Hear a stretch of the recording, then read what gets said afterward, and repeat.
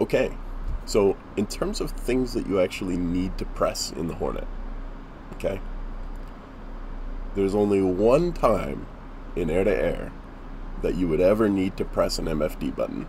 Only one. And this is a little exacerbated by a DCS issue. The left screen is not supposed to change at all when you switch between master modes. So in air-to-ground, the stores page should not come up, and in air-to-air, this page should not come up if you have the targeting pod. That's the AT FLIR that I have loaded.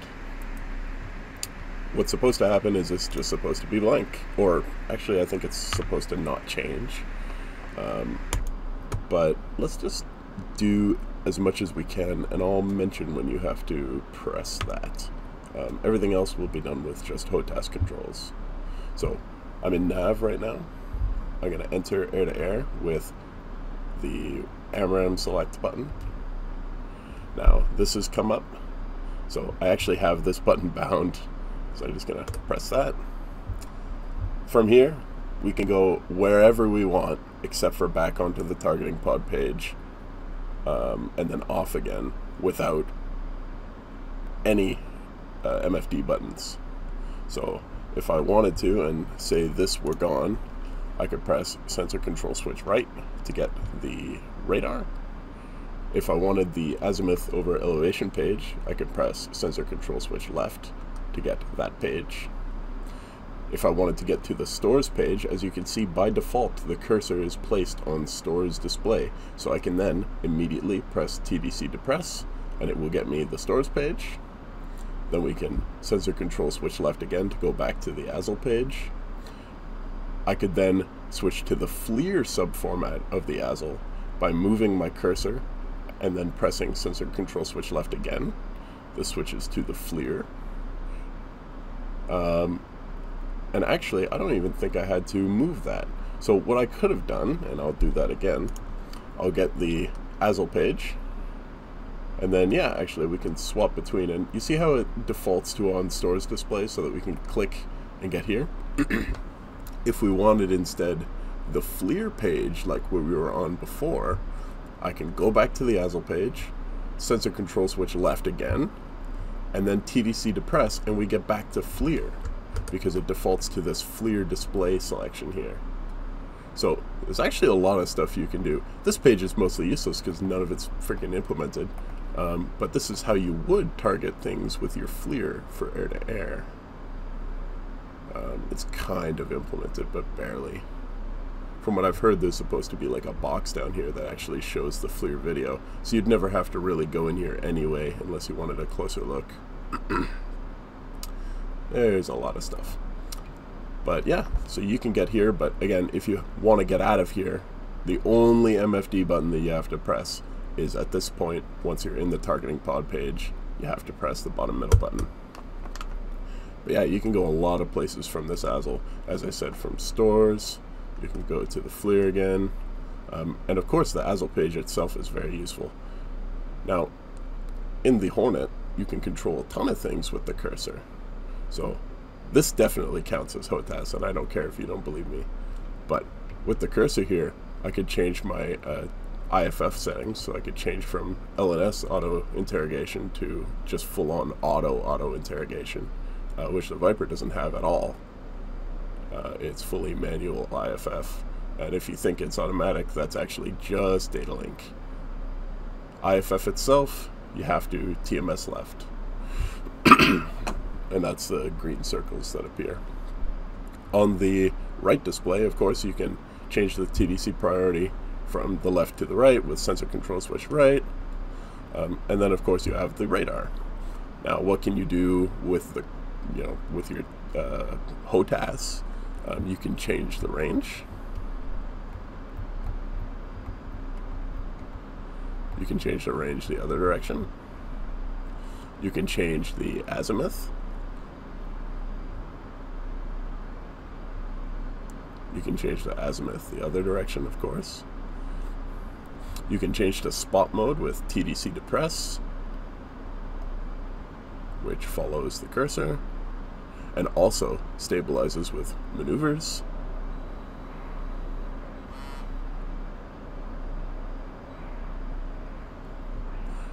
And you can manually switch modes by moving the cursor up here and then selecting one of the three.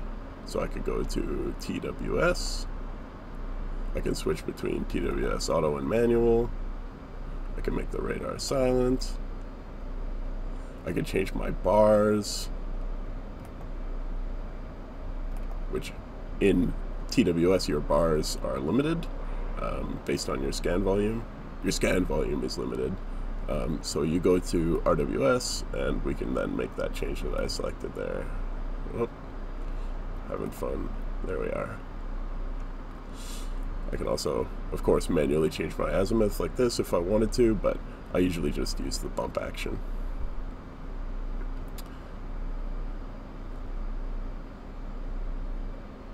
Thinking about other things that we can do here. Obviously the bottom middle display has the moving map. I could press sensor control switch down to assign the TDC here. Now there's no cursor on this page, and that's actually realistic. There is a slew mode, but that's not implemented, which is awesome. But if I were to press sensor control switch down again when it's already assigned to the bottom screen, it will switch between the HSI and the SA page. Now the SA page does have a cursor. So what we can do is swap to 20 degrees scale, or sorry, 20 nautical mile scale, and then press sensor control switch down again, and we've changed the scale of our HSI. So if I want to go to a different scale, we can just change it on the SA page and swap back and forth. Another thing you can do is do the map. Now you would be able to TDC depress this, but ED hasn't freaking modeled it.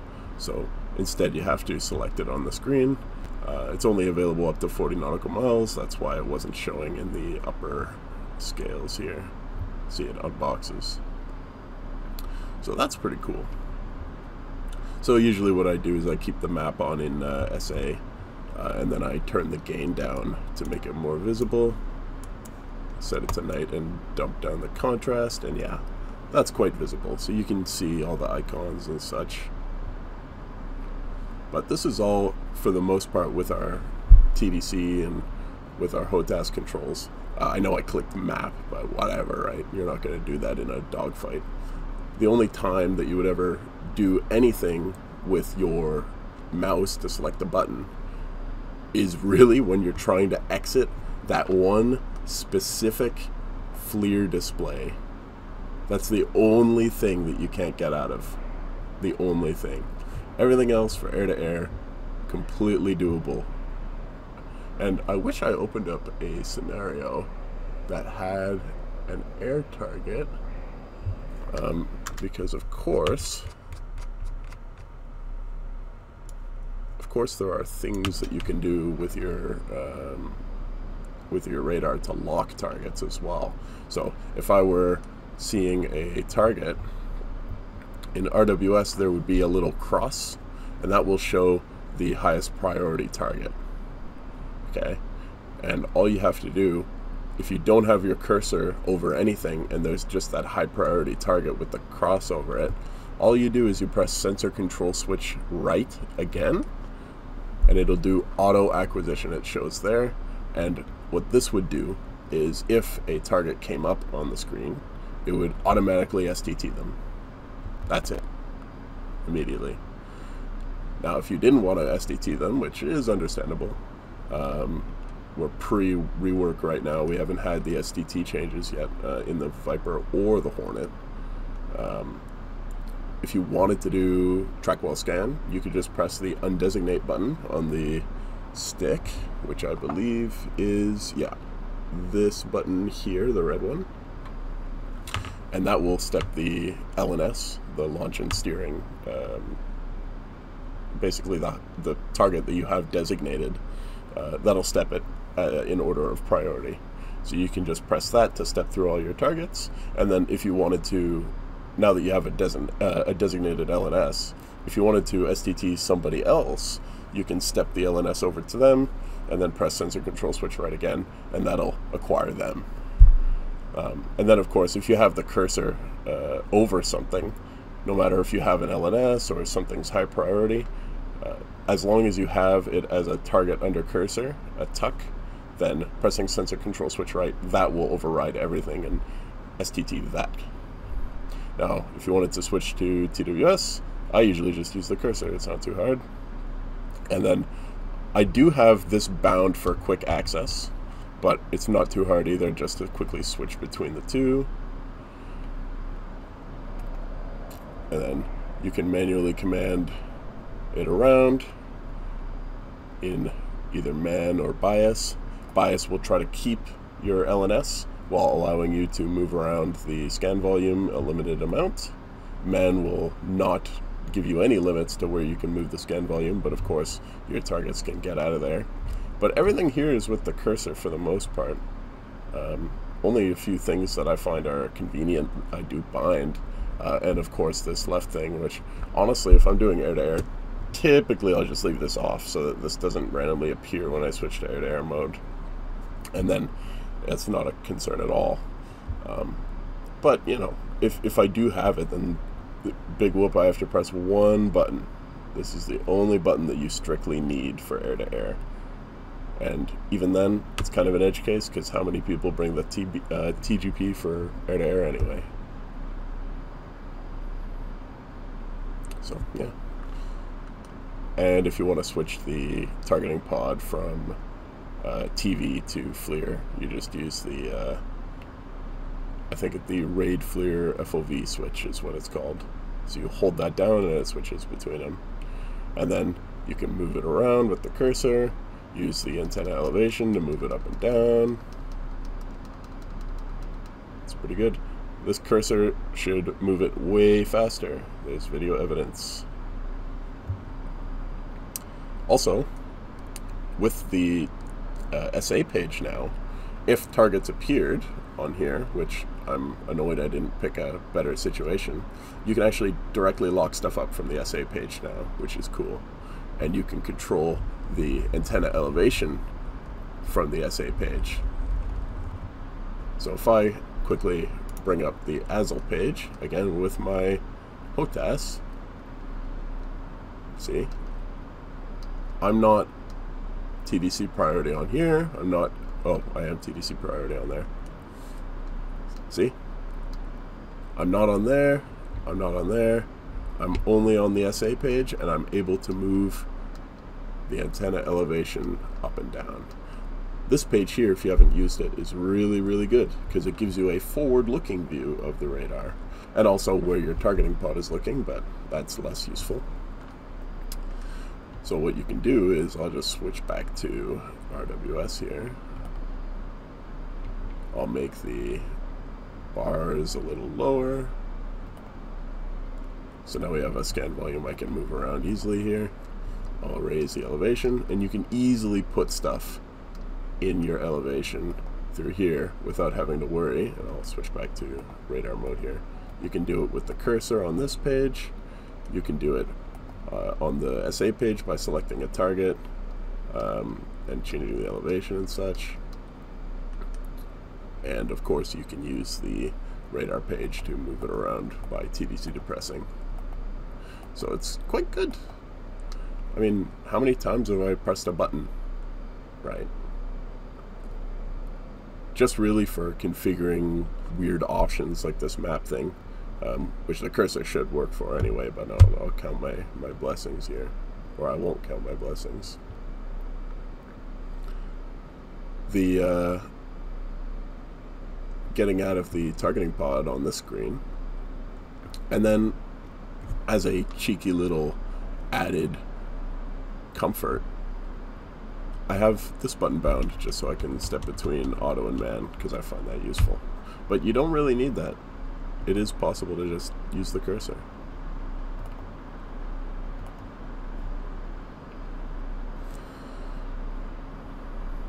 And of course, when you get into a battle, or a close-in battle, and you're doing a dogfight, you just use the weapon selector, select like gun or something. This will auto-lock.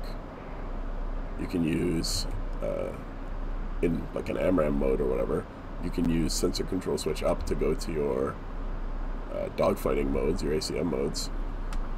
And at this point I can lock stuff with my helmet. Helmet acquisition.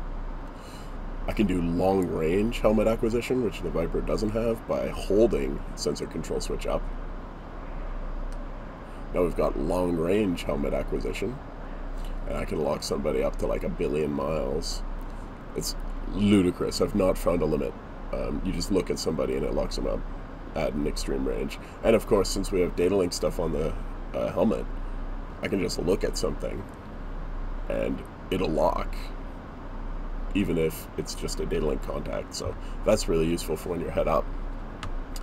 Then there's wide acquisition, which is done by going first into helmet acquisition with sensor control switch up, and then once to the left, and you get wide acquisition.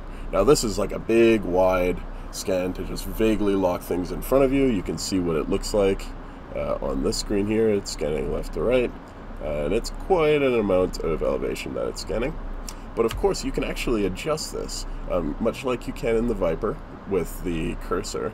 You just TDC depress, and we get this that I can move around and it changes where it's looking. So if I move it to the left like this, you can see it's scanning off to the left. Move it to the right, of course it's scanning off to the right. And then up, the elevation goes way up. Down, the elevation goes way down. This can be situationally useful. And then if you go from helmet acquisition, which is up, to left, to down. Actually, you don't even have to do that. So you go up, no, never mind, you do. Up to left to down. It will give you vertical scan, which is self-explanatory. Everyone knows what vertical scan is. Now you may be wondering, why can't you just go from helmet acquisition straight down to vertical scan? The reasoning is because my HMD is on. If my HMD were off, I'd be able to go up, straight to down. Now, you're probably wondering, what? Why? That's stupid. Why? Like, what is that for? The reason is because of the AIM-9X. There is a special mode that you can use with the AIM-9X that, especially if you have a crazy VR headset with an amazing field of view, it can actually be very useful. You see, in the helmet-mounted display of the Hornet, there are not just this display here, but also some additional crosses that appear at the top right and the top left of your helmet. This is used for locking somebody with a Sidewinder over the shoulder without having to crank your entire head to look straight at them. I'll show you. So first you select the AIM-9, then you do sensor control switch up to go to helmet acquisition, and then instead of going left and down to get into vertical scan, if you go straight to down, you get something called up look. Now as you can see, my AIM-9 has moved way up and to the right, and we see up look when we look off with our helmet here. If I zoom out, do you see that cross at the way up right of my field of view? Well, the AIM-9 Seeker is actually looking at that cross. So if I'm in VR and I have quite a wide field of view, because humans have pretty good field of view with their eyes, assuming your headset does, I don't have to crank my whole head. I can just put the target in that cross and it'll lock them up with the AIM-9 Seeker. Then I can just uncage and fire. So this is actually pretty cool. And it just means you don't have to go cranking your head to try to lock something up. You can just use this up look feature. Now if I look to the left, you see it uses the other side for the cross. So we have the cross up here. I'll just zoom in a little bit so that you can see it a little easier. It's up at the very top left up here, and up at the very top right up here. So it's a small cross, it's kind of hard to see, but it's way above your normal field of view, and it's just at the corner of your eye so that you can use that to lock things and not have to move your whole head to look directly at the bandit. So it's kind of useful. Now, thinking about other things that I can show off, there's not really that much. We've kind of nailed what's there for the most part. Air to ground has less stuff. You should be able to press sensor control switch left to get the stores page, but that doesn't work in DCS just yet. In the air-to-ground radar, you can do the cursor bumping. Hold on. There we are. You can do the cursor bump to step between ranges. But really, for the most part, I mean, in air-to-ground, you're using the buttons a little more. Mainly, the Hornet HOTAS is best for air-to-air. There's a lot of cool shortcuts that you can use to do stuff, but at the end of the day, air-to-air is where you really want to be hands-on. In air-to-ground, when you're configuring weapon settings and stuff, you do have to press the buttons a little more. If I use the FLIR, there's a lot of great HOTAS buttons for the FLIR, stepping all of your field of view really quickly, all the different levels with just antenna elevation, switching between IR and TV. You can switch tracking modes with sensor control switch right. Really cool. I can step back to velocity vector slave with nose wheel steering or on designate.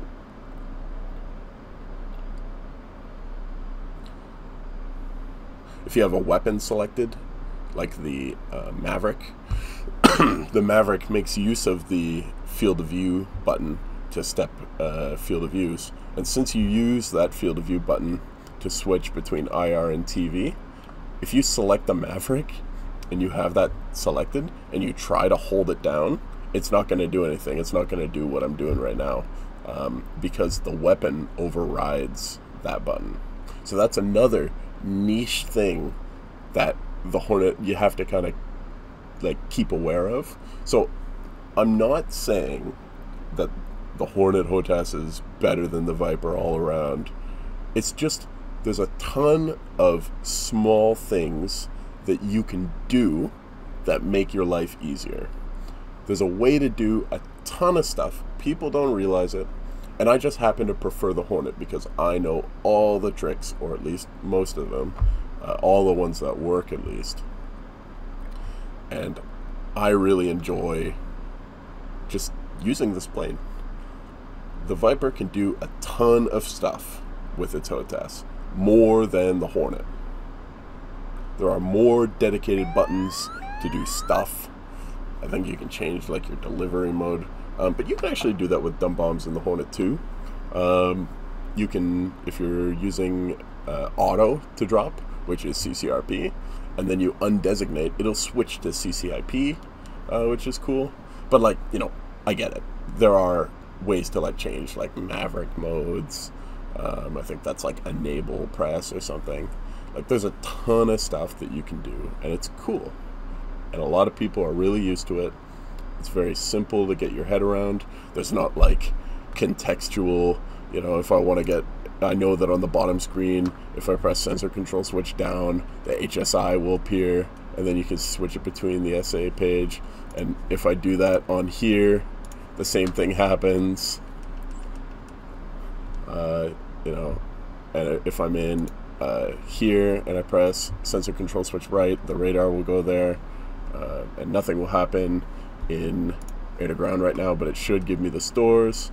If I'm in nav, the same thing will happen, nothing will happen.